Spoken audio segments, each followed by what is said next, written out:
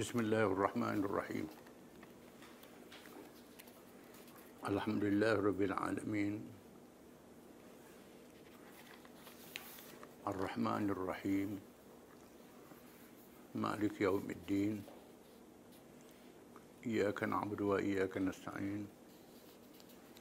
Ihdinas siratal mustaqim.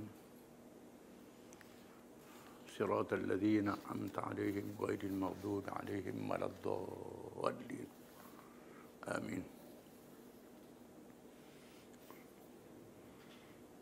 والصلاة والسلام على رسول الله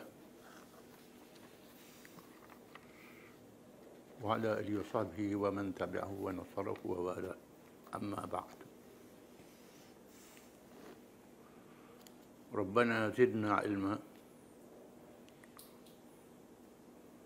warzuqna fahman wa hikmah. Seterusnya kita sambung perbincangan tentang firqah Murji'ah, kumpulan Murji'ah yang berpecah belah kepada beberapa kumpulan. Sebelum kita bincang tentang kumpulan-kumpulan itu, kita rujuk balik kepada kepahaman Murji'ah yang berasaskan kepada menangguhkan hukum sama ada kafir ataupun murtad ataupun dosa-dosa yang besar pada hari akhirat, tak boleh hukum di dunia. Ataupun mereka yang mengharapkan dibebaskan daripada kesalahan-kesalahan itu. Kerana kata mereka sebagaimana maksiat tidak memberi mudarat pada iman. Begitulah kufur tak dimudaratkan oleh perkara yang membatalkannya. Mereka juga berdalilkan kepada ayat Quran. Jadi masalah. Kerana mereka juga orang Arab, belajar Quran. Cuma kepahaman mereka salah. Dalil mereka firman Allah Ta'ala, wa akharuna murjauna li amrillah imma yu'adzibuhum wa imma yatubu alaihim wallahu alimun hakim. Surah At-Taubah ayat 106. Dan kumpulan yang lain yang diharapkan ditangguhkan, diserahkan urusan kepada Allah, terpulang pada Allah sama ada mengazabkan mereka atau menerima taubat mereka. Dan Allah Maha mengetahui lagi Maha bijaksana. Perlu diketahui bahawa ayat ini ada sebab nuzul, sebab turun ayat dia. Sebab turun ayat ialah berkait dengan 3 orang sahabat yang tidak pergi perang Tabuk. Bukan dengan sebab tidak beriman, mereka beriman. Tapi malas. Kerana sayang nak tinggal pokok kerma dan buah-buahan yang sedang berputih. Nak tinggal kebun. Nak tinggal binatang yang sedang bunting. Lalu mereka tak pergi perang Tabuk. Maka Allah menurunkan ayat tersebut. Mereka dipulak oleh Nabi SAW dalam masa beberapa hari.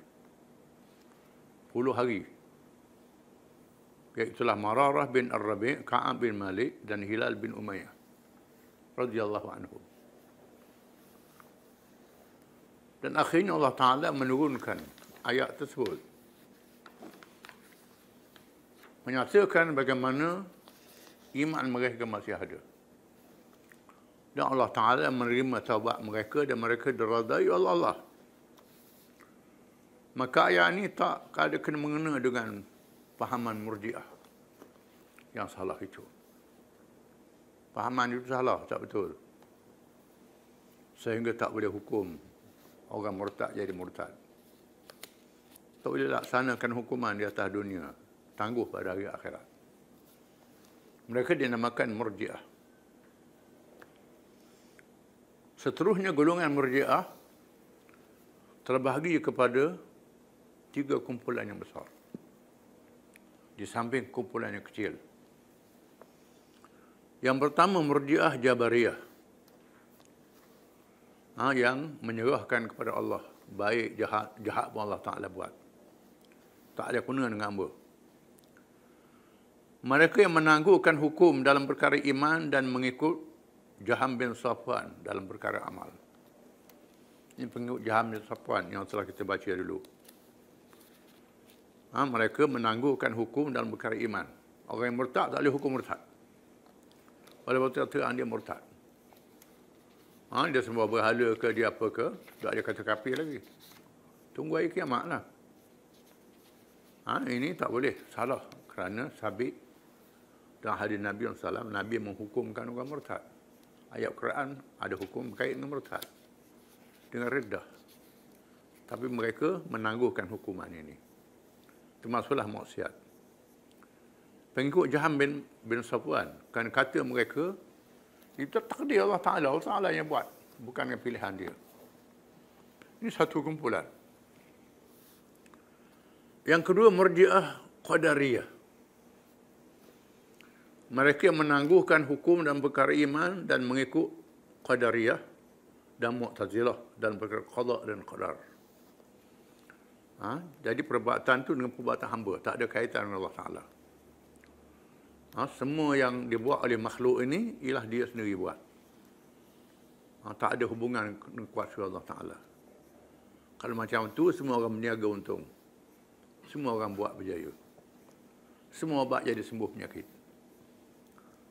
Tak betul pemahaman ini. Kerana di sana ada kuasa Allah Ta'ala. Hukum dosa dan pahala berkait dengan ikhtiar dan kemampuan manusia. Dalam perkara yang tak boleh ikhtiar, tak ada kemampuan, tak ada dosa dan pahala. Dia Qadariyah menganggap semua perbuatan hamba. Yang Jabariyah hati perbuatan Allah Ta'ala. Yang ketiga, Murji'ah Khawarij. Mereka yang tidak mengikut 3 golongan tersebut di atas. Ini yang keras. Menganggap buat maksiat jadi kafir, dosa besar jadi kafir. Ini Khawarij, mazhab Khawarij. Tapi hukuman itu ditangguh pada hari akhirat. Kemudian mereka berpecah pula kepada kumpulan-kumpulan berdasarkan kepada pemimpin-pemimpin. Ada pemimpin pula, lepas tu pecah pada pemimpin Murji'ah ni. Di antaranya Al-Yunisiyah, pengikut Yunus atau Yunus bin Aun As-Samri. Di antara ajaran As-Samriyah ni yang pertama, Al-Yunisiyah, menyatakan bahawa iman itu di dalam hati dan lidah, iaitu makrifat Allah Ta'ala, kasih dan tunduk kepadanya, dia sampai berikrar dengan lidah. Sesiapa yang mempunyai perkara ini, dia beriman. Habis. Tak masalah. Iman ni benda hakikat. Dia buat kafir, buat apa, itu tak boleh hukum. Yang kedua, ta'at bukan daripada iman. Ta'at bukan daripada iman. Dan seseorang yang beriman itu masuk syurga dengan ikhlas. Dan yakinnya bukan dengan ilmu dan ta'at. Pada macam tu malaikat tak boleh tulislah amal. Sedangkan Quran mengatakan ada kiraman katibin, malaikat yang menulis amal perbuatan manusia. Ada ilmu yang Allah Ta'ala beri, ilmu yang manusia usaha belajar. Kepada mereka tak ada ini semua. Ikhlas saja. Asal ikhlas cukup. Tak beramal pun tak apa. Ini satu pahaman yang salah. Kemudian Al-Ghassaniyah, pengikut Ghassan Al-Kufi, yang menyatakan bahawa yang pertama, bahawa iman itu ma'rifatullah, kenal Allah dan Rasulnya sallallahu alaihi wasallam, dan berikrar dengan wahdaniyatillah, dengan esa Allah, dan apa yang diturunkan oleh Allah dan dibawa oleh Rasulullah SAW secara ijmal, bukan secara tafsil, secara ijmal, secara umum, percaya pada Nabi, pada Islam, pada Allah secara umum. Secara bawang cukup. Detail tak ada. Detail ni sembahyang rukun Islam, rukun iman yang berkait dengan macam-macam pecahan dia. Perkara yang wajib, yang sunat, yang haram, yang makruh, yang harus. Dan seseorang yang menafikan perkara yang wajib, yang mutawatir, yang diketahui, keluar daripada Islam. Itu hukum dia. Mereka ni tak ada. Cukup tahu Islam. Percaya ke Islam, tak buat apa pun. Ini satu kumpulan ni. Satu fahaman. Yang kedua, seorang yang tahu bahawa memakan babi itu haram. Dengan tidak tahu babi yang haram itu kambing atau apa, maka dia beriman. Ini pelik. Orang yang berkata, aku tahu bahawa Allah mewajibkan haji ke Kaabah. Tetapi aku tidak tahu di mana Kaabah. Boleh jadi di India. Maka dia beriman. Ini pakai begitu saja. Ini ajaran pelik macam ni orang suka ikutlah. Padahal ajaran yang bodoh. Yang bodoh. Sebab dia tak kenal babi. Babi ni seluruh dunia ada babi. Kalau orang tu tak kenal babi, dia tak apalah. Buat tak kenal. Kalau semua orang kenal babi, kalau makan juga, buat tak kenal lah. Buat tak kenal. Kaabah semua orang Islam tahu duduk di Mekah. As-Saubaniyah, pengikut Abu Sauban. Abu Sauban. Yang menyatakan, semua ajaran ini dah tak ada sebenarnya. Dia sebut sebagai catatan saja zaman dulu. Kalau ada pun terpencil, kawasan pedalaman. Kawasan yang jauh. Bawa ilmu pelik. Ini. As-Saubaniyah, pengikut Abu Sauban yang menyatakan. Yang pertama, bahawa iman itu ialah ma'rifah. Ma'rifah. Banyak orang bercakap ma'rifat. Apa ma'rifat? Tak tahu. Sebut saja. Ma'rifat ini kenal dan iqrar dengan Allah dan Rasulnya sallallahu alaihi wasallam. Dan dengan perkara yang tidak harus pada akal membuatnya. Dan barang yang harus pada akal meninggalkannya tidak termasuk dalam iman, kata dia. Tak masuk dalam iman. Iman itu ialah ma'rifat dan iqrar dengan Allah dan Rasulnya. Dengan perkara tidak harus pada akal membuatnya. Dan barang yang harus pada akal meninggalkannya tidak termasuk dalam iman. Jadi amalan tak masuk dalam iman. Yang kedua, menganut fahaman qadar baik dan jahat itu daripada hamba, bukannya daripada Allah. Bukan daripada Allah Ta'ala. Semua daripada hamba. Ini qadariyah. Sama dengan qadariyah. Dan imamah, ini politik. Kepercayaan politik dia. Imamah, kepimpinan itu, tidak sabit melainkan dengan ijma' umat Islam. Seorang ketua negara sah dengan ijma'. Orang tak 100% orang sokong dia wajib sah. Kalau tidak, tak sah. Ini sebuah pahaman yang mengarut. Mana boleh berlaku ijma', orang setuju berlaku dalam dunia. Tak ada macam tu. Ada orang yang setuju, tak setuju. Ijma' itu ialah sepakat ulama-ulama yang muktabar. At-Taumaniyah, iaitulah pengikut Abu Ma'ad At-Taumani. Di antara ajarannya ialah, ajaran dia, iman itu ialah barang yang terpelihara daripada kufur, iaitu nama pada semua perkara-perkara yang kalau ditinggalkan salah satu daripadanya maka jadi kafir. Cukup. Kalau orang tu tinggal perkara yang menyebabkan dia kufur, sah imannya. Tak ada iqrar, tak ada suatu keyakinan yang tambah-tambah, tak ada. Yang kedua, orang yang membunuh Nabi atau memukulnya kafir. Kerana membunuh dan memukul, tetapi meringankannya kalau bermusuh dan marah kepadanya. Kata dia. Kalau bunuh tu jadi kafir. Kalau marah saja, tak jadi kafir lah. Bermusuh tak jadi kafir. Sedangkan, bila tak percaya pada Nabi, bermusuh, jadi kafir lah. Yang ketiga, meninggalkan sembahyang dan puasa. Kalau menghalalkannya, menjadi kafir. Kalau meninggalkannya dengan niat untuk qadha, tidak menjadi kafir. Ini sama dengan kita juga lah. Cuma berdosa lah. Berdosa. Ada tempat sama, tempat tidak. Jadi keliru lah. Yang keempat, orang yang bersifat fasik, yang mengerjakan dosa bukannya musuh Allah. Dan bukannya wali Allah. Kata dia. Musuh Allah pun tidak, wali Allah pun tidak. Orang yang fasik itu. Itu ajaran dia. Kemudian Al-Marisiyah. Ini nama mazhab. Pengikut Abu Abdurrahman Bishr bin Ghiyas Al-Marisi. Ayahnya beragama Yahudi. Ayah dia Yahudi. Datuknya pernah menjadi hamba Zaid bin Al-Khattab radhiyallahu an. Seorang sahabat Nabi Zaid bin Khattab. Pernah jadi hamba Zaid bin Al-Khattab. Al-Marisi seorang pemimpin Murji'ah di Baghdad, mubtadi' dan menyesatkan. Mubtadi' mencipta ajaran tak ada dalam Islam. Pada mulanya dia mempelajari agama daripada Al-Qadhi Al-Qudah Abu Yusuf rahimahullah.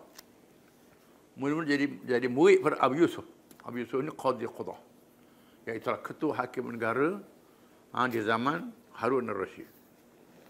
Itu akhirnya, iaitulah murid pada Abu Hanifah. Qadhi Abu Yusuf ni seorang alim mazhab Hanafi yang mujtahid. Dan kitab karangan terkenal ialah Al-Kharaj, berkaitan kewangan negara. Al-Kharaj karangan Abu Yusuf ini terkenal, dia rojokkan kewangan negara. Alimlah di semasa dengan Imam Syafi'i juga. Ni, semasa Imam Syafi'i, dia mujtahid mazhab. Semasa dengan Muhammad bin Hasan Al-Syaibani. Syafi'i belajar Muhammad bin Hasan Al-Syaibani. Dia ni qadhi ni jadi qadhi ketua hakim negara. Mula-mula Bishr bin Rahman ni jadi murid pada Abu Yusuf. Seterusnya dia terpengaruh dengan ilmu falsafah dan ilmu kalam. Terpengaruh falsafah dan ilmu kalam, ilmu bahas dalil-dalil, guna akal. Kemudiannya mengambil ajaran sesat yang dibawa oleh Jahan bin Safwan. Abu Yusuf memisahkan diri daripadanya. Abu Yusuf halal dia. Halal dia. Dia menyembunyikan diri di zaman Harun al-Rashid sehingga di zaman Al-Ma'mun. Yang menganut fahaman mengatakan Quran itu baru, dia muncul semula di tengah masyarakat. Ad-Darimi rahimahullah yang mengarang kitab As-Sunan telah mengarang kitab yang khusus menolak ajaran Al-Marisiyah. Zaman Al-Ma'mun ialah zaman gerakan penterjemahan.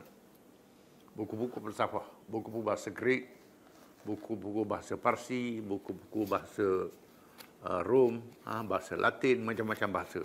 Diterjemah dalam bahasa Arab. Pada awalnya menterjemahkan buku-buku sains, buku teknologi, buku perubatan, buku hisab, macam-macam buku. Kemudian ikut sama terjemah buku falsafah. Bila terjemah buku falsafah menyebabkan banyaknya zahir ahli falsafah menggunakan akal. Bahas tentang ketuhanan gunakan akal. Sedangkan ketuhanan tak mampu dicapai oleh akal manusia semuanya. Maka jadi sesat. Al-Ma'mun menganut fahaman Mu'tazilah. Ini jadi masalah. Jadi bencana pada umat Islam. Zaman dia kemajuan sains teknologi berlaku dengan pesat. Tetapi berlaku pengaruh falsafah zaman itu. Bila Ma'mun memerintah, Ma'mun menganut mazhab Mu'tazilah, Al-Marisi ini muncul balik. Mula-mula dia sembunyi. Di antara pahaman yang dibawa oleh golongan ini ialah satu, kata dia, iman itu ialah tasdik dengan hati bersama lidah. Macam kita lah. Tasdik dengan hati bersama lidah. Iman itu. Yang kedua, sujud kepada berhala dan matahari tidak kafir, tetapi dalil pada kufur, kata dia. Bila ada dalil, jadi kafir lah. Jadi pelik. Dalil saja, tak jadi kafir. Buat dalil je. Yang ketiga, mustahil mengekalkan orang yang mengerjakan dosa besar ke dalam neraka. Bukannya harus. Padahal mengikut hukum syarak, Allah Ta'ala mengekalkan orang kafir dalam neraka. Mengekalkan orang beriman dalam syurga. Orang buat dosa besar, diampun oleh Allah. Bila habis tempoh, dibebaskan. Dia bawa ajaran yang peliknya. Mustahil mengekalkan orang yang mengerjakan dosa besar ke dalam neraka, bukannya harus, kata dia. Bukannya harus. Allah Ta'ala tak ada kuasa lah. Yang keempat, perkara yang menjadi derhaka pada Allah dikira dosa besar. Semua perkara maksiat dosa besar belaka. Ini pelik. Dosa besar. Sedangkan ada dosa kecil dan ada dosa besar. Asy-Syamriyah, pengikut seorang bernama Abu Syamar.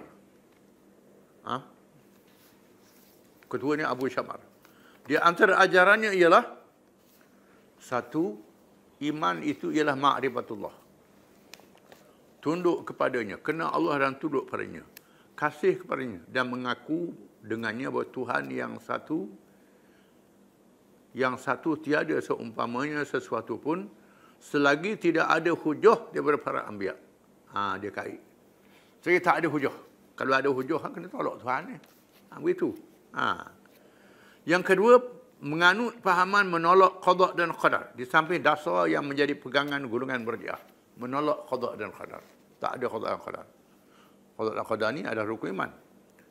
Menurut ahli sunnah wal jamaah, golongan inilah yang paling kafir di kalangan semua kumpulan Murji'ah.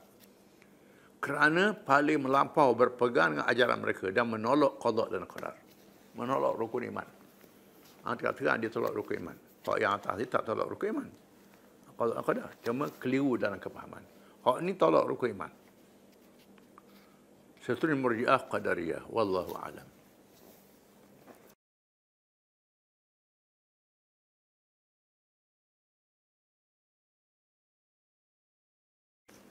Bismillahirrahmanirrahim. Pembahagian ghanimah Hunain. Seperti kita baca minggu lepas, perang Hunain ini banyak rampasan perang ghanimah. Beratus-ratus ribu binatang ternakan, unta, kambing dan barang-barang yang lain. Ghanimah ada hukum dalam Quran. Dibahagi 5. Satu bahagian dapat kepada pemerintah yang menguruskan untuk bagi kepada mereka yang berhak. Fakir miskin dan seumpamanya. Urusan lain. 4 bahagian untuk tentera. Tentera yang terlibat dengan peperangan. Di mana ghanimah ni ialah barang yang boleh alih dirampas. Zaman Saidina Umar, barang yang tak boleh alih tak masuk. Maka dia akan pembahagian khusus selepas Islam menguasai Parsi dan Rom. Kita akan baca kemudian. Rasulullah SAW menugaskan Zaid bin Thabit radhiyallahu anhu yang alim dalam ilmu hisab supaya mengira tawanan Taif dan harta rampasannya yang terdiri daripada binatang ternakan dan barang berharga untuk dibahagikan kepada tentera yang terlibat dalam peperangan. Setelah mencabut khumusnya 1/5 yang dikhususkan kepada Rasulullah SAW oleh nas Al-Quran. Dan Rasulullah SAW memerintah supaya bahagiannya juga dibahagikan kepada orang ramai. Bahagian 1/5 ni bahagi pada orang ramai pula. Banyaknya rampasan ini. Pembahagian dilakukan dengan penuh adil dan mengandungi uslub pendekatan untuk menarik mereka yang masih lemah imannya supaya menjadi kuat, golongan mu'allaf. Mengajak yang masih kafir supaya masuk Islam. Yang kafir diberi juga, dipuluk masuk Islam. Dan kafir yang sangat jahat permusuhannya terhadap Islam supaya hilang sikap permusuhannya. Adapun kafir yang sangat jahat, bila beri hadiah, tak jahat. Kurang jahat dia. Atau oleh terasa malu melihat budi yang baik dan akhlak yang mulia, yang sangat luar biasa bagi mereka. Bila Nabi bagi pada orang yang lawan, dia berasa pelik. Lama kening, kalau lawan ni biasa bunuh, ni nak beri hadiah. Ini rasa pelik. Menjinakkan hati mereka. Mereka terdiri dari kalangan pemimpin yang sangat berpengaruh di tempat masing-masing. Yang diberi ini ialah pemimpin yang berpengaruh. Orang yang kuat pengaruh dia. Abu Sufyan bin Harb, pemimpin Mekah yang baru masuk Islam. Dia beri 40 uqiyah perak. Uqiyah perak. Dan 100 ekor unta. 100 ekor unta dia beri. Ekor ni bukan makan dia seorang. Puak-puak dia lah. Dia pera dan ternak. Begitu juga pada anak-anaknya Yazid dan Muawiyah. Muawiyah yang baru masuk Islam. Dia beri 100 ekor mereka. Hakim bin Hizam diberi 100 ekor unta. Hakim bin Hizam, pemimpin Mekah, diberi 100 ekor unta. Dia meminta 100 lagi, minta 100 lagi. Beri 100 kat padang, minta 100 lagi. Lalu dia beri kepadanya, dia tambah daripada. Nabi pun nak 100, ambil. Nanti banyak hadiah ni. Safwan bin Umayyah bersama Rasulullah SAW melihat binatang kambing-kambing ghanimah yang memenuhi lembah-lembah. Tiba-tiba tercengang dengan satu lembah yang diisi dengan unta dan kambing. Tiba-tiba dia dikejutkan oleh Rasulullah SAW kepadanya. Adakah lembah ini mengkagumkanmu, wahai Abu Wahab? Nama timbangannya? Jawabnya, ya. Dia tengok, penuh lembah tu dengan kambing unta. Ya, Sallallahu Alaihi Wasallam, semuanya untukmu. Aku beri kamu. Kata Nabi kepada Hakim bin Hizam. Seorang yang berpengaruh. Safwan bin Umayyah. Safwan bin Umayyah. Bila Nabi kata begitu, dia menjawab, asyhadu annaka Rasulullah. Masuk Islam selalu. Ma tabat bihada nafsu ahadin illa Nabi. Aku menyaksikan dengan yakin bahawa engkau adalah sebenarnya Rasulullah. Tidak baik hati seperti ini malaikat oleh seorang Nabi, kata dia. Ini Nabi ini, bukan sebagai orang kalau buat macam ni. Dia masuk Islam. Senembah tu bukan untuk dia seorang. Ada pengikut-pengikut dia, di bawah pengaruh dia. Kerana orang Arab, padang pasir ini bukan petanang, dia ternak binatang. Dia benar kata. Menurut riwayat Al-Bukhari dan Muslim, bahawa Safwan menegaskan, ia memberi ghanimah Hunain kepadaku ketika ia adalah orang paling aku marahi lagi benci, sehingga ia menjadi orang paling aku kasihi, kata dia. Asalnya tak ada lah aku pada benci. Bila buat begini aku sayang pada dia, kata Hizam. Safwan bin Umayyah. Safwan bin Umayyah. Menurut riwayat Muslim, bahawa Rasulullah SAW memberi pada Safwan 100 ekor unta, kemudian 100 lagi, dan 100 lagi. Dia beri pada Al-Haris bin Kildah 100 ekor unta. Dia beri juga kepada setiap orang pemimpin Quraisy 100 ekor unta. Dia beri kepada Aqra' bin Habis 100 ekor unta. Ini pemimpin Badui belakang ni. Dia beri kepada Uyainah bin Hisn 100 ekor unta. Dia beri kepada Abbas bin Mirdas yang juga bertaraf pemimpin 40 ekor unta. Beri 40 ekor ke Abbas bin Mirdas. Orang lain beri 100. Kerana menganggap ia lebih dipercayai daripada orang-orang yang lain. Kerana akhlaknya yang mulia. Dia ni orang baik. Nabi beri 40 ekor kau baik. Dan tidak pernah meminum arak di zaman jahiliah. Dia tak pernah minum arak. Beri 40. Tahun ni beri banyak. Nabi beri sikit. Tiba-tiba dia bersyair di hadapan Rasulullah SAW dengan rangkapan berbunyi. Dia bersyair kerana dia penyair. Dia bersyair depan Nabi. Syair dia, cenaka lah. Ataj'alu nahbi wa nahbal abidi baina Uyainata wal Aqra'in wa ma kana hisnun wala habisun yafuqani mirdasi fi majma'i wa ma kuntu duna amri'in minhum wa man ta'al yawma la yurfa'i. Syair dia, makna dia, adakah engkau jadikan bahagianku dan hambaku kudanya? Adakah engkau beri kepadaku dan bahagian kudaku, kuda dia, bahagian kudaku di antara bahagian Uyainah dan Aqra'? Beri 40 ekor je beri aku. Aku dengan kuda aku. Orang lain beri 100 ekor. Tidakkah Uyainah dan Hisn mengatasi Mirdas dari segi kedudukannya? Dan aku tidaklah seorang yang lebih rendah pangkat daripada mereka. Orang yang direndahkan pada hari ini, saya tidak diangkat lagi, kata dia. Kalau dah naik pakat ini, tak naik lagi lah, kata dia. Dia kata di depan Nabi. Lalu Rasulullah bersabda, Ya Abu Bakar, iqta' lisana anni wa'atihi mi'atan minal ibil.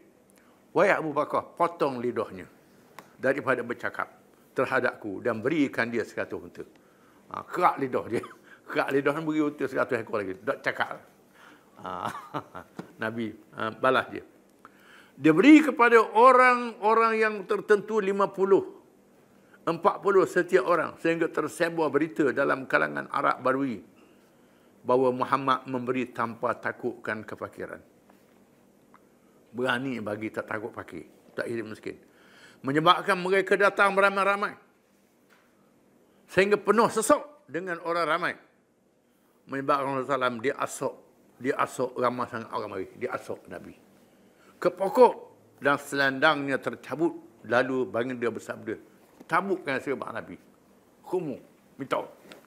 Sahabat cabut. Dia asok ke pokok. Nabi bersabda, ruddu ridai ayuhan nas. Fawallahi in kana li fihi ajru tihamah na'aman laqasamtuhu alaikum. Thumma alfaitumuni bakhilan wala jabanan wala kaduda. Maknanya, kembalilah kepadaku selendangku, wahai manusia. Atau serban aku. Maka demi Allah, jika sekiranya aku memiliki binatang ternakan sebanyak pokok yang ada di Tihamah, nasaya aku bahagi-bahagikan kepada kamu. Kemudian kamu tidak dapati aku bakhil, penakut, kedekut untuk memberi, kata Nabi. Aku akan beri kalau ada banyak. Sesungguhnya Rasulullah SAW berdiri di sisi untanya lalu mencabut seurak bulu dari gahnya dan bersabda, Ayyuhan nas, wallahi ma li min fai'ikum ay ghanimatikum wala hadhihi al-wabrah illa al-khums wal khums mardudun alaikum fa'addul khayta wal makhit fa innal ghulula yakunu ala ahli 'aran wa shanaran wa naran yawm al-qiyamah. Wahai manusia, demi Allah, kata Nabi, tidak ada padaku daripada ghanimah kamu walaupun sebesar bulu ini, melainkan 1/5 khumus yang ditetapkan di dalam Al-Quran. Dan khumus itu aku serahkan kepada kamu. Maka kamu wajiblah menunaikan hak walaupun sebesar benang dan jarum. Maka sesungguhnya orang yang menipu, menyembunyikan ghanimah, orang yang melakukannya menjadi aib dan diisytiharkan keaibannya dan masuk neraka pada hari kiamat. Ini ucapannya. Aku beri-berilah, kamu mesti tunai hak. Tapi kalau tak tunai hak, walaupun sebesar bulu unta ni, masuk neraka, kata Nabi. Suka-sukalah boleh. Tiba-tiba datang seorang sahabat dalam kalangan Ansar membawa setokor benang daripada bulu unta dengan berkata, saya mengambil bulu ini untuk menjahit pelana unta saya. Maka ambillah dan bahagi ghanimah saya diserahkan kepada Rasulullah. Dia ambil setokor benang je. Benang daripada unta. Tali unta. Tali daripada bulu unta. Suruh Nabi. Bila dia dengar ucapan ni. Suruh Nabi. Begitulah hasil takwa yang ada dalam hati orang yang beriman. Sehingga melahirkan sifat warak yang terpuji. Ini sifat warak ni. Kalangan Ansar. Kalangan Ansar. Tadi boleh unta banyak. Tadi malah. Ini Ansar yang sahabat-sahabat Nabi yang masuk Islam awal-awal. Walaupun ambil setokor benang, suruh balik Nabi. Di sana terdapat juga orang yang masih tidak berpuas hati, yang lahir dari sifat tamak yang buruk, yang dibisikkan oleh syaitan ke dalam hatinya. Mereka adalah dalam kalangan Arab baru yang disebut di dalam Al-Quran dengan perkataan Al-A'rab yang tidak kuat imannya. Bukan munafik. Mereka bercakap-cakap sesama mereka. Ini pembahagian tidak adil, bukan kerana Allah. Percakapan ini sampai pada pengetahuan Rasulullah SAW. Sampai ke Nabi cakap macam ini, sehingga menyebabkan terlalu murka dan bersabda, Man ya'dil idza lam ya'dilillahu wa rasuluh. Rahmatullah ala akhi Musa alaihi salam. Laqad udhiya bi akthar min hadha fasabara. Kata Nabi, siapakah lagi yang berlaku adil kalau Allah dan Rasulnya tidak berlaku adil? Allah mengurniakan rahmat kepada saudaraku Nabi Musa alaihi salam. Sesungguhnya ia telah dicemuh dengan cara yang lebih dari menyakitkan, lalu dia bersabar. Nabi Musa pernah kena macam ni, kaum dia mencemahkan Nabi Musa sabar. Aku kena sabar juga lah, kata Nabi. Bagi banyak tu pun tak puas hati lagi. Ni perangai manusia. Tak puas hati kata tak adil. Umar bin Al-Khattab memohon izin untuk memancung leher orang yang mengeluarkan cakap yang jahat itu. Tetapi Rasulullah SAW tidak mengizinkan. Khalid bin Walid juga memohon izin untuk memancung leher orang tersebut. Tetapi Rasulullah tidak mengizinkannya. Nabi tak izin. Khalid Walid nak kat leher. Cakap, kata Nabi tak adil. Mengikut riwayat yang lain, Nabi kata, tidakkah, wahai Rasulullah, mereka ni pelawak beriman. Pelawak. Pelawak beriman. Nabi kata, Tuhan tak suruh aku belah hati dia. Hati dia serah pada Allah Ta'ala. Kebetulan orang ni pula ada tanda sembahyang di dahi. Orang Badui. Tanda sembahyang di dahi. Kerang lagi sembahyang. Kuat ibadat. Tapi cakap itu ke Nabi. Kemudian dia berundur. Nabi tengok. Nabi kata di kalangan puak ni akan zahir di akhir zaman. Yang baca Quran tapi tak masuk dalam hati perut dia. Buat ibadat saja je. Kuat ibadat. Tapi tak percaya pada Quran. Demikianlah peristiwa pembahagian harta ghanimah yang menguji iman dengan harta benda dunia. Ada yang tidak diberi sedikit pun kerana percaya pada imannya. Ada yang tak diberi sedikit pun kerana percaya pada iman. Di antaranya Abu Bakar dan Umar, Ahlul Bait, keluarga Rasulullah SAW yang beriman. Anak-anak Nabi. Para muhajirin dan ansar radhiyallahu anhum. Ini bermakna mereka yang diberi banyak kerana imannya lemah. Perlu dikukuhkan dengan pemberian harta. Sehingga dia belajar dan mendekati Islam dan imannya juga menjadi kuat. Memang benar selepas itu mereka menjadi para mujahidin yang gugur syahid dan menegakkan Islam sehingga akhir hayat. Orang yang tak dapat benda ni. Tuhan beri kelebihan pada akhirat. Wallahu alam. Keluhan Ansar.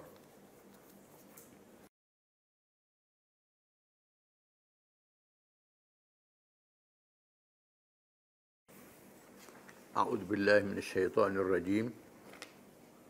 Disambung tafsir minggu lepas. Alladzina amanu idza tadayantum bidainin ila ajalin musamman faktubuh. Wal yaktub katibun bainakum bil 'adl. Wala yaba katibun an yaktuba kama 'allamahu Allah. Falyaktub yumlil ladzi 'alal haqq wa yattaqillaha rabbah. Wala yabkhas minhu shay'an. فإن كان الذي عليه الحق سفيها أو ضعيفا أو يستطيع أن يمل فليمل وليه بالعدل واستشهدوا شهيدين من رجالكم فإن لم يكونا رجلين فرجل وامرأتان ممن ترضون من الشهداء أن تضل إحداهما فتذكر إحداهما الأخرى ولا يأبى الشهداء إذا ما دعوا ولا تسأموا أن تكتبوا صغيرا أو كبيرا إلى أجله ذلكم أقسط عند الله وأقم للشهادة وأن ألا ترتابوا إلى أن تكون جهة حاضرة تديرونها بينكم وليس عليكم جناح ألا تكتبوها وأشهدوا إذا تبايعتم ولا يضار كاتب ولا شهيد وإن تفعلوا فإنه فسوق بكم واتقوا الله ويعلمكم الله والله بكل شيء عليم.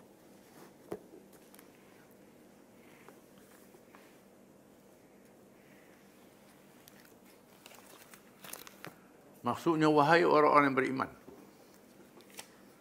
apabila kamu menjalankan sesuatu urusan dengan hutang piutang yang diberi tempoh hingga ke suatu masa yang tertentu, maka hendaklah kamu menulis hutang dan masa bayarannya itu. Dan hendaklah seorang penulis di antara kamu menulisnya dengan adil benar. Dan janganlah seorang penulis enggan menulis sebagaimana Allah telah mengajarkannya. Oleh itu hendaklah ia menulis dan hendaklah orang yang berhutang itu merencanakan isi surat hutang itu dengan jelas. Dan hendaklah ia bertakwa kepada Allah Tuhannya. Dan janganlah ia mengurangkan sesuatu pun dari hutang itu. Kemudian jika orang yang berhutang itu bodoh atau lemah atau ia sendiri tidak dapat hendak merencanakan isi surat itu, maka hendaklah direncanakan oleh walinya dengan adil, benar. Dan hendaklah kamu mengadakan dua orang saksi lelaki dari kalangan kamu. Kemudian kalau tidak ada saksi dua orang lelaki, maka bolehlah seorang lelaki dan seorang perempuan dari orang-orang yang kamu setujui menjadi saksi. Supaya jika seseorang lupa dari saksi-saksi perempuan yang berdua itu, maka dapat diingatkan oleh yang seorang lagi. Dan janganlah saksi-saksi itu enggan apabila mereka dipanggil menjadi saksi. Dan janganlah kamu jemu menulis perkara hutang yang bertempuh masanya itu, sama ada kecil atau besar jumlahnya. Dan yang demikian itu lebih adil di sisi Allah dan lebih membetulkan, menguatkan keterangan saksi. Dan juga lebih hampir kepada tidak menimbulkan perkeraguan kamu, kecuali perkara itu mengenai perniagaan tunai yang kamu edarkan sesama kamu. Maka tiadalah salah jika kamu tidak menulisnya. Dan adakahlah saksi apabila kamu berjual beli. Dan janganlah mana-mana juru tulis dan saksi itu disusahkan. Dan kalau kamu melakukan apa yang dilarang itu, maka sesungguhnya demikian itu perbuatan fasik derhaka yang ada pada kamu. Tak oleh itu hendaklah kamu bertakwa kepada Allah. Dan ingatlah Allah dengan keterangan ini mengajar kamu. Dan Allah sentiasa mengetahui akan setiap sesuatu.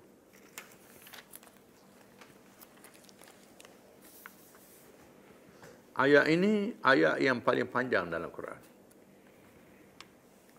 Satu ayat saja yang paling panjang dalam Quran, yang berkait dengan hutang piutang dalam muamalah, dalam kerja perniagaan dan perdagangan. Disebut bahawa perniagaan perdagangan ini adalah sumber rezeki yang paling besar. Lebih besar daripada pertanian. Lebih besar daripada kerja-kerja yang lain, ternakan dan sebagainya. Oleh kerana jual beli ini sangat mencabar, maka Allah Ta'ala menurunkan wahyu yang paling panjang supaya manusia tidak bertelingkuh antara satu sama lain. Supaya muamalah itu menjalankan hubungan yang baik antara satu sama lain. Di antaranya kalau berhutang. Bila jual beli mesti ada hutang, tak boleh nak bayar selalu. Ataupun tak ada modal, kena berhutang. Bila berhutang maka bayarannya ditangguh. Diterangkan dalam ayat yang dahulu, jangan ada riba. Riba dosa besar. Kerana berhutang ni orang terdesak. Jangan kita ambil peluang orang yang terdesak dengan kenakan riba untuk dapat keuntungan. Riba nasak yang tak ada khilaf kalangan ulama, menentukan masa sekian, bunganya sekian. Ini riba nasak. Riba yang tak ada khilaf kalangan ulama termasuk dalam dosa besar. Perlu disedari bahawa hutang piutang ini adalah amal kebajikan. Disebut dalam hadis Isra' dan Mi'raj, sudah diberitahu dulu. Beri hutang lebih besar pahala daripada beri sedekah. Setengah ulama mengatakan boleh besar pahala sedekah. Tapi ada ulama mengatakan lebih besar pahala beri hutang. Kerana apa? Orang yang beri sedekah ni boleh dia ada dah. Saja dia ambil sedekah saja. Kita beri orang yang sudah ada. Orang yang berhutang ni orang terdesak. Memang terdesak sungguh kalau dia tak berhutang. Di sinilah pahala lebih besar. Dan sangat mencabar. Mencabar orang yang beri dan mencabar orang yang terima hutang. Yang beri sayang nak beri hutang ke tak? Kalau bayar pula, kalau berhutang pula, nak bayar balik ke tak? Ini satu cabaran. Ya allazina amanu tadayanu birani ila ajli musamma faktubuh. Wahai orang yang beriman, apabila kamu berhutang piutang sesama kamu, maka tulislah urusan hutang piutang itu. Tulis. Jangan pakai ingat-ingat itu saja. Terutamanya hutang yang besar-besar. Dalam ayat ini tak sebut hutang kecil, hutang besar. Yang paling pentingnya hutang besar lah. Takut buat lupa. Takut mengelak tengah jalan. Tak mengaku dan sebagainya. Dzalikum aqsatu indallah. Itu lebih adil di sisi Allah. Tulis ni ialah satu amalan yang sangat adil di sisi Allah Ta'ala. Yang adil, yang betul, yang istiqamah. Nak tipu tak boleh tulis. Wa aqwamu lisyahadati. Dan lebih kuat, lebih teguh dari segi penyaksian. Tulisan ni. Tulisan ni satu penyaksian yang sangat penting. Wa anna alla tartabu, dan lebih hampir pada kamu tidak ragu lagi antara satu sama lain. Tak ragu lagi antara satu sama lain. Faktubuh, maka tulis dengan makna fi'il amar. Sungguh yang wajib. Walaupun dia anggap percaya antara satu sama lain. Tapi Allah Ta'ala tugaskan dengan fi'il amar. Ada amal lil wujud, ada amal lil nabi. Ada suruh wajib, ada suruh sunat. Wajib katibun bainakum bil adl. Dan hendaklah menulis oleh penulis kalangan kamu dengan adil.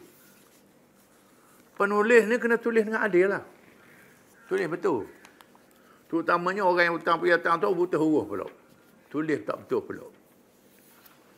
Ataupun salah seorang daripadanya suruh tulis tak betul. Hak ni tak reti baca. Itu sangat malang zaman sekarang ni, banyak orang reti baca belaka.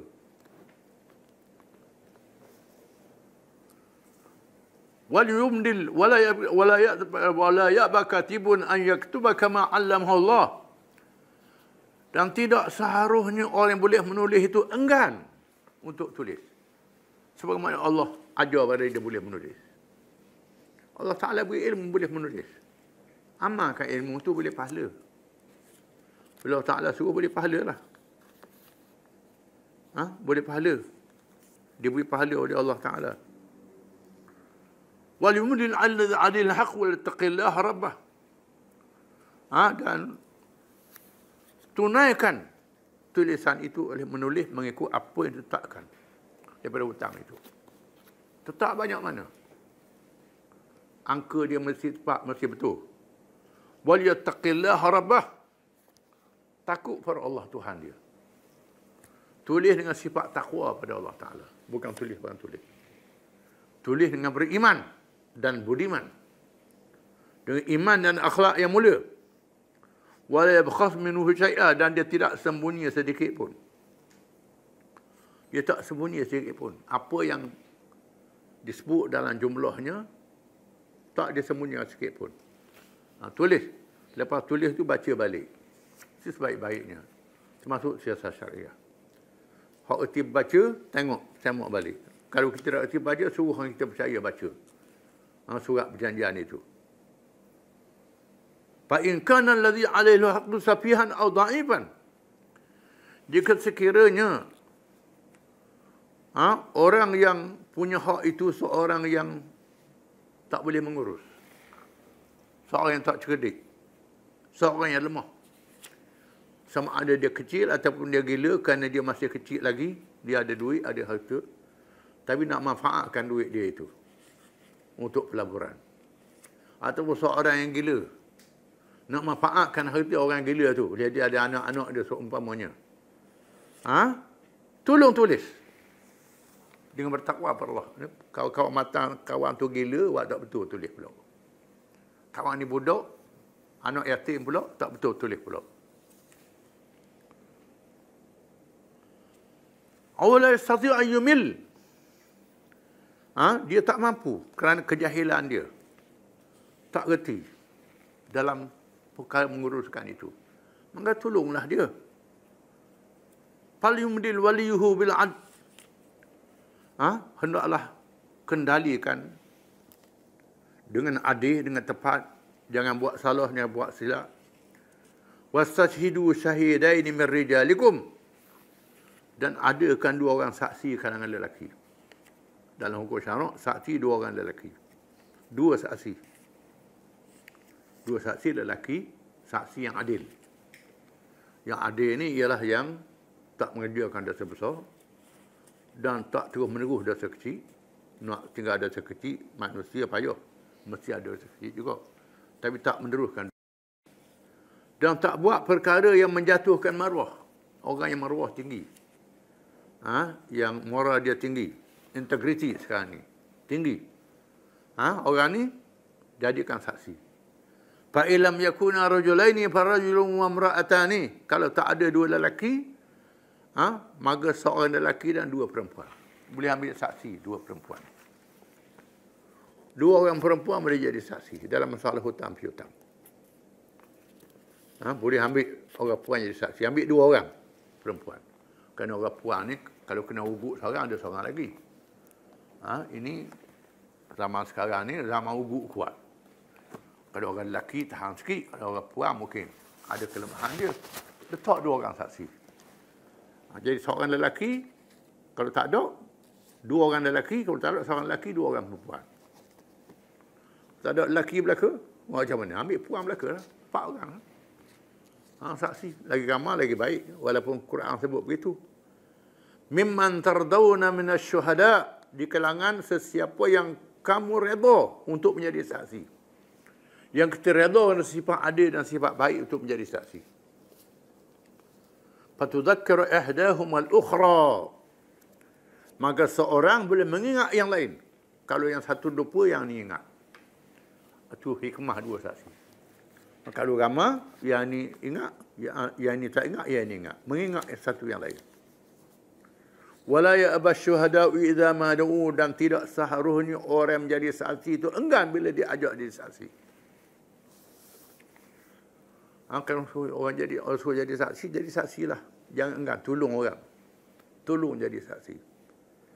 Wala ya'ba katibun an yaktuba kama 'allamahu Allah. Diulang saya lagi, orang yang menulis pula kena tolong tulis. Boleh tolong tulis pada orang tak tahu menulis, tak tahu mengarang perjanjian. Tolong karang dia. Boleh pahala. Sebab Tuhan beri ilmu pada dia. Ilmu boleh menulis, boleh pandai surat karang perjanjian. Tulis. Fal yaktub, hendaklah tulis. Wala ya'ba syuhada'u idza ma du'u, dan janganlah saksi-saksi itu enggan bila diajak. Bila diajak, enggan. Wala tas'amu an taktubu saghiran aw kabiran ila ajalih. Dan jangan kamu berasa cuai, berasa lembab, berasa malas, berasa segan untuk menulis perkara yang kecil dan perkara yang besar mengikut tempoh hutang yang ditetapkan. Jangan berasa cuai, berasa lembab. Tulis. Cergas. Zalikum aqsatu indallah wa aqamul syahadatu anna alla tartabu. Itu semua lebih adil si Allah. Lebih betul dari segi menjadi saksi. Lebih mengelakkan daripada keraguan. Tak ada keraguan lagi. Ila an takuna tijaratan hadran tudirunaha bainakum falaysa 'alaikum junahun alla taktuha. Melainkan satu perniagaan yang depan-depan, tak berhutang. Yang hadir di hadapan mata. Itu pun tak jadi wajib kalau nak tulis. Kalau tulis lebih baik lagi. Kita dah akad jual beli. Surah menyerah dah akad jual beli ni. Ni berhutang. Jual beli sungguh ni. Tak berhutang ni. Jual beli. Cash pada masa itu. Tak wajib tulis. Wa ashhidu idza tabaya'tum. Adakan saksi bila kamu berakad jual beli. Kalau yang perkara yang besar tu biar ada saksi. Biar ada saksi nanti balas kemudian. Kalau ada saksi bila sesat, tak balas kemudian. Terutama zaman sekarang. Zaman sekarang ni zaman manusia banyak-banyak je ni. Lebih utama dari saksi. Fa'inna min ba'dukum ba'dhan fala'udil ladzi tumina amanatah. Kalau setengah kamu berasa aman terhadap setengah yang lain, tunaikan amanah itu. Dengan cara yang sebetul-betulnya. Tunaikan amanah saya betul-betulnya. Sebagaimana diperintah oleh Allah, sebagaimana Tuhan ajar pada kita ilmu.